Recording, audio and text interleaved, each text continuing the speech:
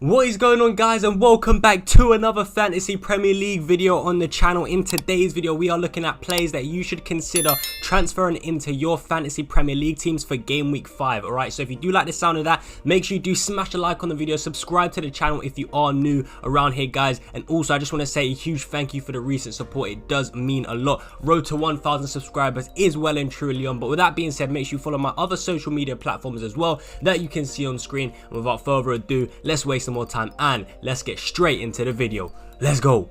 Alright then, guys, so into player number 1. The first player that I think you guys should be transferring into your FPL teams is the main man, the GOAT himself,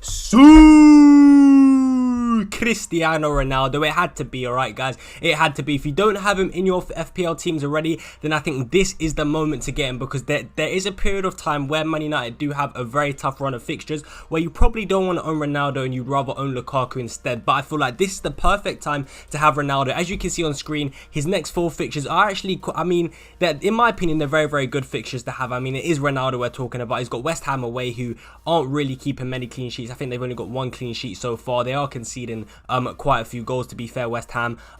Aston Villa as well don't look too great. Ronaldo can definitely score against them. Everton, Ronaldo can score against, and Leicester as well. So I think they're 4 good fixtures for Cristiano Ronaldo. But yeah, there is a time where his fixtures do get a lot harder. So if you haven't bought him in already, then I would definitely consider bringing him in now. I would just wait till after the Champions League game that Man United do play on Tuesday has finished, just in case he does get injured or anything like that. But yeah, I mean, we saw in his debut, man, he scored 2 goals in his very first game. I think what was kind of holding people back from bringing him into their FPL teams was the fact that he may not start. But you know, I took the chance. I bought him in my team, and so did many other people, and we got rewarded. You know, he did score 2 goals. He looked very dangerous. He had quite a few shots in the box. As you can see, he had 5 shots in the box. He even created a chance as well. But yeah, I think Ronaldo is someone that you want to get in your team at the moment, right now. So yeah, and one thing I do want to say as well, I don't know why you know, FPL has, you know, Fantasy Premier League, I don't know why they've actually ranked like Everton at home and West Ham away as red fixtures. For Man United, I think they should be like grey fixtures, but you know, it is what it is. But in my opinion, if you are going to go ahead and get Ronaldo, it should be now. And I think this is just definitely the best time to own him, because like I said, I think it's in October when Manchester United do play the likes of like Liverpool, Tottenham, Manchester City, and I think Chelsea. So yeah, some very tough games in October. So I think this is the moment to get him in your side, guys. And especially when like Lukaku and Kane do play against like 2 top 6 teams in the next 2 game weeks. So yeah, I think this is the right time to own CR7. So if you don't have him in your teams already, guys, I think you should really be considering him. He's also a fantastic captaincy option as well. Like, you can captain him in game week 6 against Aston Villa. Maybe you preferably want to captain someone like Mohamed Salah in game week 5, who does play Crystal Palace. But yeah, he also does provide that captaincy option. And I even think, you know, game week 7 against Everton, I actually think that's quite a good fixture. And you know, previously Man United do quite well against Everton as well, so I definitely think, you know, Ronaldo can do well in those games. So yeah, if you don't have Ronaldo already, I think he's definitely someone that you should be considering to bring into your FPL teams while we have these, you know, decent fixtures. So yeah, let me know if you guys have already got Ronaldo in your team, and if not, are you going to consider bringing him in? Because I really do strongly recommend you get the man himself, CR7, into your FPL team. But with that being said, guys, we're going to move on into forward number 2.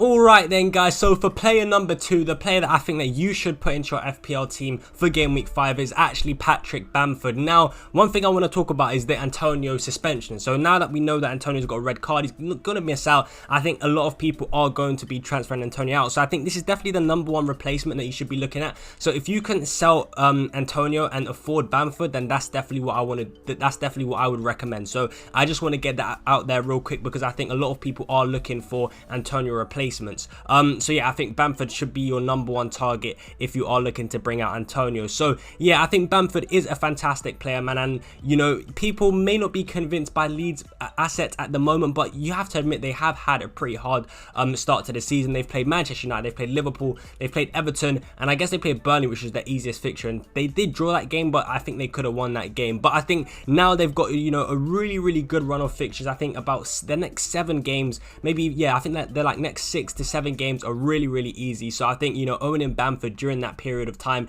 is going to be a very, very good bonus. Now, and again, especially because Antonio, you know, has that red card. But yeah, so far Bamford does have 1 goal. He's had an expected goals of 1.94. He's got 1 assist as well. But I think there is definitely huge potential there for Bamford. Again, we know the way Leeds like to play. We know Leeds are always going to try and play on the front foot. They're always going to try and attack and, you know, press the opposition. Even against Liverpool, to be honest, Bamford was really, you know, finding good pockets of space. He was getting into good areas. He was making good runs in behind. But I think at times his touch just let him down. But, you know, on another day, he'll have a better touch and he can maybe finish his chances that he does get. But I think overall, yeah, Bamford is a really, really good option. I like the fixtures that Leeds do have. And as you can see, man, Bamford is getting the chances. Like I said, Leeds are an attacking side. They like to play in the front foot. As you can see, he's had 10 shots in the box so far and he's created 2 chances as well. So it's not like Bamford isn't getting the chances. We know Leeds are always creating chances for their attackers. And at the end of the day, you want attackers that are getting opportunities. And yes, I know you might look at Leeds and you may not be convinced by them at the moment, but I feel like this is their moment now. This is their moment. They've had quite a difficult run of fixtures, to be fair to them, in their first 4 games. But I think this is their moment. They've got some really, really good fixtures coming up. Newcastle away, West Ham at home, Watford at home, Southampton away, and even later on after game week 8, they play teams like Norwich as well. So yeah, I think this is the time to own Bamford. This is the time to own players like Raphinha, who I'll get onto in a second. But yeah, I really, really do think Bamford could be a good asset. And also, I think Bamford could be on penalties as well. So that's just, again, another huge bonus as to why, in my opinion, you should go ahead and pick up Bamford for game week 5 and onwards. But let me know what you guys do think of Patrick Bamford. Is he a good option? Is he already in your FPL teams? Let me know down below in the comment section. But with that being said, guys, we're going to waste no more time and we're going to move on into the next player. Let's go. Alright then, so moving on to some midfielder picks that I think you should go for. The first player I want to talk about, again, it's another Leeds player. It is indeed Raphinha. Now, again, I kind of spoke about Leeds when I was talking about Bamford, but again, I'll quickly just reiterate the same sort of thing that I was saying. Alright, like I said, I think Leeds are a really, really, really, really good attacking side, and again, it's kind of like, it's about when you own a player, and I think owning Leeds players in the previous 4 games probably wasn't the smartest idea because they didn't have the best fixtures. But this is a period in time where I think Leeds players will start to pick up points and start to pick up more goals, more assists, and more goal contributions in general. We know that Raphinha does like to pick up, does like to take some set pieces, like corners and free kicks, which I think does kind of, you know, make him a slightly better asset as well. But yeah, he's 6.5, 15.2% ownership, so not that highly owned, I guess. But yeah, he's only got 1 goal so far, but he's got an expected goals of 0.76 and an expected assist of 1.07. He's actually created quite a few chances. Raphinha, as you can see, he's created 7 chances and he's also had 3 shots in the box. So I really, really do like Raphinha as an option. But yeah, as I said with you know, when I was talking about Bamford, Leeds haven't really had the easiest of starts, but I can't really, you know, say it anymore, but literally, guys, Leeds do have a fantastic run of fixtures coming up, and I think this is a really, really great time to start getting in Leeds players. So yeah, I think Raphinha is a good option as well as Bamford. I think they'll both start to contribute a lot. And you might, you know, have a slight Raphinha doubts in terms of rotation because of Dan James, but I think if anyone's going to be rotated, I think it will be Harrison. I don't see Raphinha being rotated. I think Bielsa is a really huge fan of Raphinha, and I think Dan James will be playing more or less on the left side of the pitch for Leeds instead of the right where Raphinha plays. So if anyone's going to get rotated, it is going to be Harrison with Dan James. So I think, you know, Raphinha is nailed on. He will play. He will get those minutes, and I think points are bound to come from Raphinha. So yeah, and especially if you were wildcarding as well, I would definitely go for, I'd probably go for both Bamford and Raphinha. I think that double up could be a very, very good combination from this game week onwards. But again, let me know what you do think of Raphinha as an FPL asset. I don't want to spend too much time talking about Raphinha because, you know, he plays for the same team with Bamford and it is pretty much the same for the two. So yeah, just quickly, make sure you guys do consider putting in Raphinha in your fantasy Premier League teams for game week 5. But with that being said, we are going to move on into the next midfielder.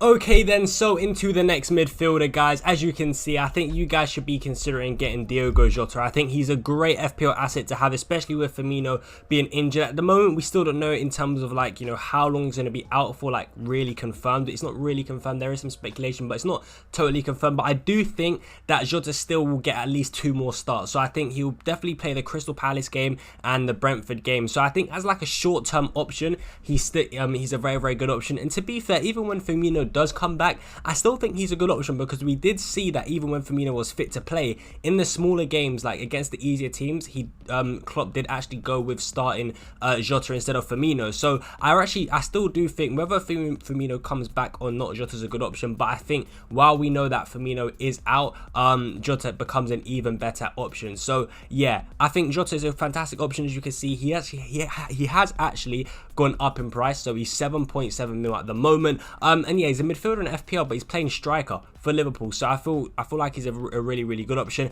And as I said, Liverpool do have some good fixtures like Crystal Palace, Brentford. Yes, they play Man City in game week 7, but then in game week 8 they play Watford. So the next 4 games are looking quite good for Liverpool. As you can see, he's already scored 2 goals. He's got an expected goals of 1.19. And one thing that I want to say as well was, man, yesterday, at the time of recording, it was yesterday, that Liverpool Leeds game was crazy. Jota got robbed of FPL points. Mane absolutely robbed him of points. I think that Jota could have got like 2 assists. To Mane, there was one chance where Jota was like on the touchline and he pulled it back for Mane, and Mane just shot it over the bar. And there was another time where Jota just slot Mane, threw it in on goal, and he just tried to do like some skill moves instead of just shooting. Like it's just an absolute joke. And there were some times as well where Mane could have passed it to Jota, but instead he went alone. And I just think Mane, he just like robbed so many FPL managers of Jota's points, because I had Jota in my team, and yeah, he only got me 3 points against Leeds, but he really should have got more. He could have got like 2 assists and a goal at least that game if it wasn't for Mane. And to be fair, the same goes for like Salah as well, to be honest with you. Like Salah could have potentially got more points if it wasn't for Mane, but yeah, it happened. That is FPL for you. But overall, I think Jota's a fantastic option, and I can see him scoring, getting a couple goals against Palace and Brentford, both very good fixtures. We know that Liverpool are going to be a very dominant and attacking side. So yeah, I do like him. I do like Jota as an option. And again, he is getting the thing is with Jota as well, he's getting into some really good positions, like in terms of getting assists, but also goals. He's had a lot of chances in the box. As you can see, he's had 9 shots in the box. He's had 8 chances created for his teammates. So yeah, I really do think Jota's been in the mix. He's been involved, and even again, speaking about the Leeds game, I think early on Trent put a cross in just across the 6-yard box and Jota just missed it. He didn't gamble, but if he gambled, he probably could have got a touch and it would have scored. So I like what I'm seeing. Going off the eye test, not only are the stats good, but just going off the eye test, you can really see that Jota is involved in the play. You can really see he's getting into some good opportunities to get goal contributions. So I really do like that. And as I said, with the Firmino injury, I think it just makes him a much better FPL asset. So I really do think you should consider bringing him into your FPL teams, especially when Ferran Torres does play like, I think it's like Chelsea and then Liverpool in his next 3 games. So yeah, let me know what you do think of Diogo Jota though as an option. Do you guys have him in your FPL teams? Let me know down below in the comment section. But with that being said, we are going to move into some defender picks. So yeah, let's waste no more time and let's get straight into it. Let's go. Alright then guys, so moving on into a few defender picks. I definitely think one defender you should consider transferring into a game week 5 teams is actually Nelson Semedo. I think he's a great option. Not only going forward is he a fantastic option, but also defensively Wolves are pretty solid this season. So what I want to say is that obviously, Wolves have had quite a difficult start to the season in terms of their fixtures, and they've been quite unlucky. Like the expected goals and stuff has actually been in their favour most of the time, but they still have, got the loss. So one thing I would say is that I feel like now with these great run of fixtures, a little bit like Leeds, I feel like now with these great run of fixtures, they can start picking up some points. You already saw against Watford, they managed to get a clean sheet and they finally scored some goals. So they got 2 goals in that game, they kept a clean sheet. And I think they can do the same against the likes of Brentford, Southampton, Newcastle and Aston Villa. So yeah, I really do think Semedo's a good option. He is actually 4.9. But yeah, I like him as an attacking threat. Not only is he quite solid defensively, I think going forward he's quite good. And again, I think, Semedo owners are feeling pretty hard done by because Marcel against Watford got 2 assists and a clean sheet. He hauled, he got 13 points, and Semedo only got clean sheet points. But that game, Semedo was very unlucky not to score. I think he had quite a few shots that game. He had a lot of touches in the opponent's box against Watford. So their attacking threat is there from Semedo. So I do like that. As you can see, for a defender, an expected goals of 0.75 and an expected assist of 0.38. rate is quite good. He's had 3 shots in the opponent's box and 3 chances created. So I really do feel like Semedo is quite a good option. Like I said, he gets forward. Wolves defensively seem pretty solid as well. I mean, they only lost 1-0 to the likes of Leicester, Tottenham, and I forgot the other team. They lost to Leicester, Tottenham, and Manchester United. How can I forget? So yeah, and in all of those games, they were very, very unlucky not to get a goal. I mean, maybe okay, they could have conceded, but I mean, there was a lot of chances, you know, in those 3 games where Wolves could have grabbed the goal. And maybe if they scored, who knows? Maybe they might not have conceded. It could have changed the dynamics of the game. We never know. We just don't know. But ultimately, I think with these good fixtures, as you can see, you know, Brentford, Southampton, Newcastle, Villa, and you know, even beyond game week 8, they still have a few quite some good fixtures. I think they play Norwich as well. So yeah, the fixtures are good. I think the defensive potential is really, really good from Wolves, but also their fullbacks are good going forward. And again, I'll give another mention to Marcel. He's another option that you can go for. But I think in terms of underlying stats, I actually do think Semedo's underlying stats are actually better than Marcel's. I guess you could say it's just a little bit of luck. And again, in FPL, luck is involved. It's not all skill. There is a lot of luck, and I think that is a situation where, you know, luck kind of took over in terms of, you know, Semedo not getting any attacking returns and Marcel getting 2. But it happens. It's FPL. But I think definitely in the next weeks to come, Semedo could be looking at some really, really nice points. So yeah, let me know what you do think Semedo is an FPL asset, and again, let me know in the comments, do you guys have Semedo in your own personal teams, and are you considering bringing him in for the future? But yeah, I think he's a great option. Let me know what you think, and without further ado, we're going to move on into the last player for this video. Alright then guys, so moving on into the last player for this video. I actually think you guys should consider putting in Kieran Tierney for your teams. And I know some people may laugh, oh, I'm not putting in an Arsenal player, forget that. Banner FC, Arsenal are trash and all of that stuff. I can understand it. But I do think the fixtures are pretty good for Arsenal. And what I do want to say is that Kieran Tierney is one of Arsenal's best attacking players, even as a defender. I know it sounds silly, but if you watch Arsenal play, you know, like Tierney, he bombs forward a lot. He makes so many overlapping runs. He puts crosses into the box, and he's just generally one of Arsenal's most dangerous attacking players, even as a defender. And that's why I really, really do like Kieran Tierney as an option. I've even got Kieran Tierney in my own personal team. He's in my I put him in my wildcard team for game week 4, so he got me a clean sheet against Norwich. And there is definitely attacking potential there for Kieran Tierney. Even in the game against Brentford, for example, we saw that Kieran Tierney was getting some shots off. He was putting some crosses into the box. And that was the first game of the season. I know Arsenal lost that game 2-0, but you know, to be fair to Arsenal as well, they have played, you know, Man City and Chelsea, and no one expects Arsenal to win those games. But now they've got the likes of Burnley, they've got Brighton, Crystal Palace, and even after that some, you know, easier fixtures. So I do think that Arsenal, not Arsenal players, but to be fair, if I was going for an Arsenal player, it would actually only be Kieran Tierney, maybe Ben White, but preferably to Kieran Tierney because he gives you that attacking threat. I think, yeah, he is definitely the best Arsenal asset to put in. He only costs 4.9. He's got a small ownership, so he is a differential. And again, his attacking, like in terms of his attacking stats, like his expected goals and expected assists, they're okay. But what you got to take into consideration is that he spent 2 games defending quite a lot because he's played, you know, Man City. I think, did Arsenal play with, yeah, against Man City? I think Xhaka got sent off, so Arsenal played with 10 men, and then he played Chelsea, and in those 2 games Arsenal spent most of the time their time defending. They didn't really come out, they didn't look to, you know, attack, so therefore, you know, Kieran Tierney's attacking stats have been halted quite a bit. But I would definitely say, you know, 3 shots in the box and 9 chances created is quite good, and I know those chances created have come from those Brentford and Norwich fixtures. So we know that when Kieran Tierney is playing these lower sides and when Arsenal are playing these easier teams, that he does provide that attacking threat, and that's why I do like him. And I wouldn't be surprised if against Burnley he gets on the score sheet, or if he does provide an assist.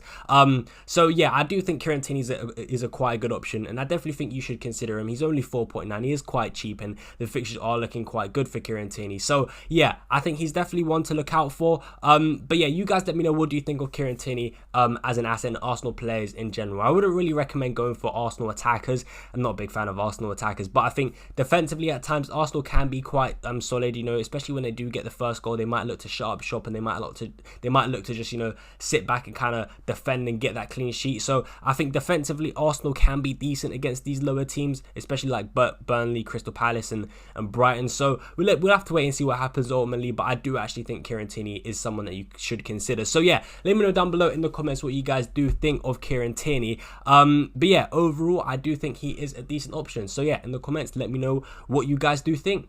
So guys, that is going to be it for today's Fantasy Premier League video. I hope you guys did enjoy today's video. If you did, make sure you do smash a big thumbs up on the video. It really does help me out. And also, please do subscribe to the channel. Road to 1,000 subscribers is well and truly on, like I did say at the beginning. Also, again, just a massive shout out to everyone supporting me, man. It really does mean a lot. So thank you. Really do appreciate you guys, man. You absolute legends. But yeah, make sure you do follow my other social media platforms as well. Turn on post notifications, all that good stuff.